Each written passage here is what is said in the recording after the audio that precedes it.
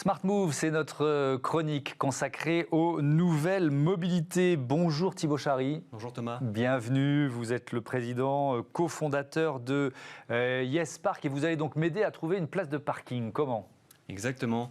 On a fait ce constat il y a 7 ans maintenant, de grosses difficultés à se garer et en fait énormément de places de parking qui existent, qui sont là, mais qui sont vides en sous-sol, pas louées, parce qu'inconnues du grand public. Ouais. Notre métier, c'est vraiment d'aller les trouver, de les mettre au jour et de rendre leur location possible et facile. C'est-à-dire que ce sont des parkings, soit des parkings d'immeubles d'habitation, soit des parkings d'immeubles de bureaux, c'est ça, et qui sont pas ou sous-utilisés, notamment à certaines heures. Exactement, c'est ça. Tout type de propriétaires, on travaille beaucoup avec le logement notamment, et ces parkings sont effectivement plus ou moins utilisés au cours de la journée, mais on a aussi un gros stock de places qui n'est tout simplement pas loué.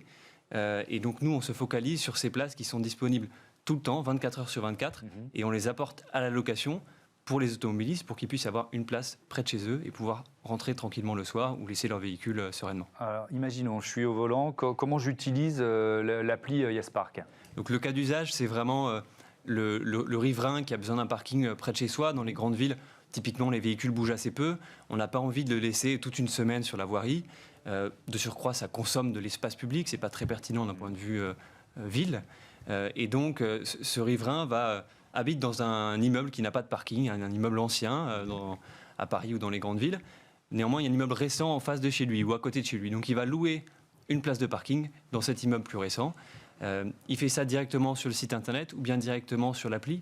Ça, c'est un des gros avantages de notre offre, c'est que c'est très simple, très facile. On n'a pas de dossier papier, on n'a pas de dossier même numérique, on n'a pas de chèque de caution, pas d'engagement. On souscrit en quelques minutes, quelques clics sur son application.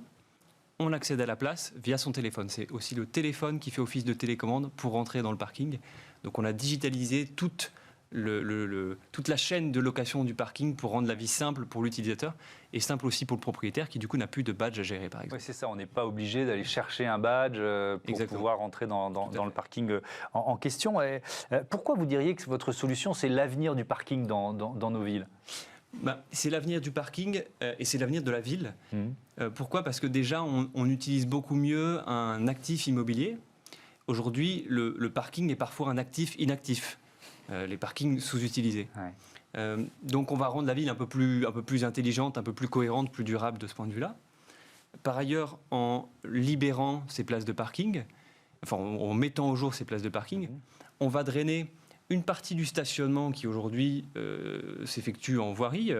Tous ces gens qui avant se garaient en voirie vont se garer demain et se garent aujourd'hui dans des parkings souterrains. Aujourd'hui, on a 20 000... On libère de la place, en haut, quoi. On libère de la place en haut. Ouais. On a 20 000 clients qui, tous les jours, se garent dans nos parkings. Ouais. Une place de parking, grosso modo, c'est 5 mètres de long. 20 000 x 5, ça fait 100 km. Donc, sans nous, il y aurait 100 km de plus de véhicules qui seraient bout à bout le long des rues. Ça commence à être assez important en termes d'impact dans la ville. Et on sait que les places de parking, certes, en voirie, certes, c'est utile pour se garer, mais ça peut aussi servir à plein de choses. Des terrasses, des espaces verts, des pistes cyclables. Donc, on va aussi rendre comme ça la ville meilleure. L'avenir de la ville et l'avenir du parking, parce qu'on va connecter ces parkings.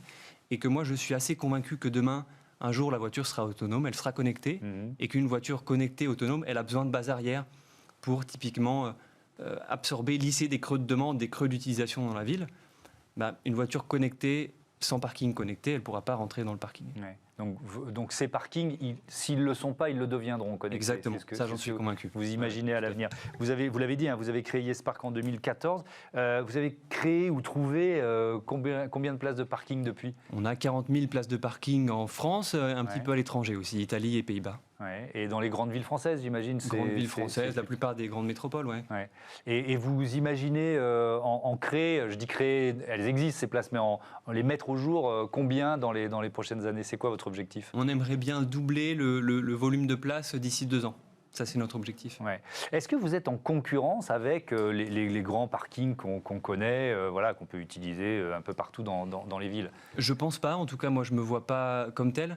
Pour la première raison, c'est qu'on va réutiliser un actif sous-utilisé qui n'était pas à l'origine conçu comme étant un parking public.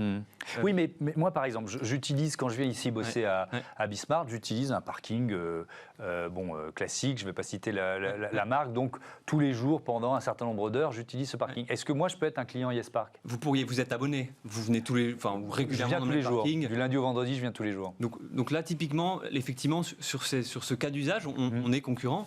Néanmoins, quand on regarde les opérateurs classiques de parking public, le gros de leur activité, c'est pas de la location comme ce qu'on fait nous. Nous, nos clients viennent pour un mois minimum. On est vraiment locataire de la place. On va y rester plusieurs mois, plusieurs années. Eux, leur cœur de cible, c'est vraiment le stationnement de courte durée, rotatif. On reste quelques heures. Ce que nous, on ne fait pas du tout et qu'on n'a pas envie de faire. Vous l'avez un peu évoqué, mais je pense que c'est important de rentrer un peu plus dans le détail. Est-ce que vous avez évalué, vous avez parlé de la place, mais les économies que votre solution, elle permet de faire en termes de pollution urbaine, en termes même de matériaux de construction, d'une certaine façon ? Oui, j'ai plus les chiffres en tête. On a un compteur, on compte... les tonnes de CO2 économisées. Oui, parce que quand on cherche une place de parking, on pollue forcément. Oui, si on regarde, allez, mettons que nos 20 000 clients prendraient, s'ils se garaient dans la rue, 30 minutes tous les jours, le matin, le soir, pour se garer. 30 minutes, 20 000 personnes, ça fait 10 000 heures de gagner chaque jour. Donc, c'est 10 000 heures de voitures qui tournent et 10 000 heures de CO2. Alors, il faut les convertir ensuite, mais ça commence à être impactant. Oui, en matériaux de construction aussi, parce que pas besoin de construire de nouveaux parkings. Parce que les 40 000 places, il faudrait les construire. Ça commence à faire des beaux parkings, 40 000 places. Je pense que vous sortez d'une bonne année de croissance. Et c'est bien, parce que voilà, quand moi j'ai des entrepreneurs qui peuvent dire on a progressé en 2020, il faut le mettre en avant. Vous avez fait quelle croissance en 2020 ? Alors, le chiffre de la croissance, on le taira, mais effectivement, le marché du stationnement longue durée, en tout cas, se porte bien, malgré le contexte un peu particulier. Pourquoi ? Parce que la plupart des villes, Paris en tête, partagent cette réflexion de dire, finalement, une voiture qui reste une semaine garée le long du trottoir, ça n'a pas de sens, ça occupe mal l'espace, ça utilise mal l'espace. Il y a des places vides. Cette voiture qui reste garée une semaine, mettons-la en sous-sol. Et de surcroît, ça bénéficie aussi aux propriétaires. Nous, on a un peu plus de 200 propriétaires partenaires en France. Eux, ils sont friands de rentabiliser leur actif, de créer aussi de la circulation dans le parking. Ça, c'est un gage de sécurité, ça va rassurer les gens. Un parking qui est vide, c'est un parking qui fait peur. Au contraire, quand on a un parking qui vit, là, on peut mieux maîtriser ce qui se passe dedans. Merci Thibaut Chary, bon vent à YesPark. Voilà, c'est la fin de ce Smart Futur. Merci à Olivia Hieré-Dobré qui l'a préparé à mes côtés. Merci à toutes les équipes techniques de Bismarck. Bravo pour le boulot effectué. Je vous souhaite à toutes et à tous un bon week-end. Alors, je vous donne rendez-vous lundi pour Smart Impact. Vous le savez, l'émission de la RSE, la responsabilité sociétale et environnementale des entreprises. Bon week-end à tous. Vous pouvez revenir en janvier 2021. Salut.